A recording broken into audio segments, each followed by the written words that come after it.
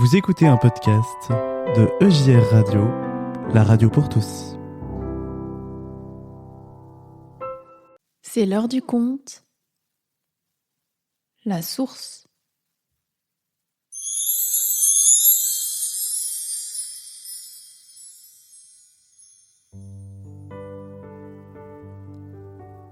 Le soleil brille sur un petit village de Galilée. Dans la famille de Judith, il n'y a plus d'eau pour le déjeuner. La jeune maman est descendue jusqu'au puits pour aller en chercher. Elle remplit sa cruche d'eau claire et fraîche et la pose sur sa tête. Ainsi chargée, Judith repart vers sa maison. Flop, flop, flop, flop, chante l'eau dans la cruche. Tiens, voici un cyclamen. Sa tige est toute courbée et ses pétales commencent à faner. Prenez un peu d'eau, jolie fleur, dit Judith en inclinant sa cruche vers la plante desséchée. Il m'en restera bien assez. Puis, Judith repart sur le petit sentier. Flop, flop, flop, chante l'eau de la cruche, un peu moins remplie. Tiens, voici Jacques, le vieux fermier. Il a l'air bien fatigué. Buvez un peu d'eau pour vous désaltérer, dit Judith. Il m'en restera bien assez.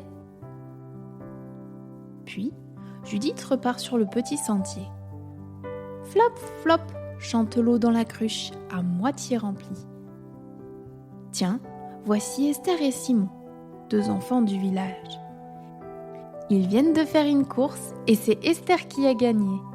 Ils sont rouges comme des tomates et tout essoufflé.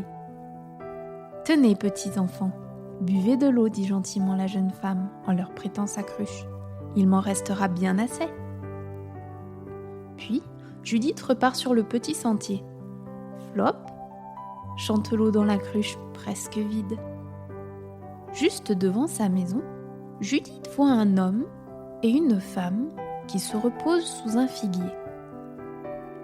Ils s'appellent Joseph et Marie.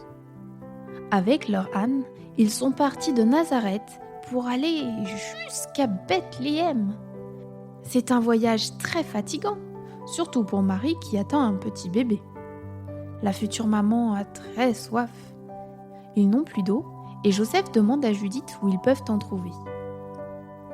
Prenez toute l'eau, dit Judith en donnant sa cruche à Marie. C'est important pour vous et votre petit bébé. Je redescendrai au puits en chercher.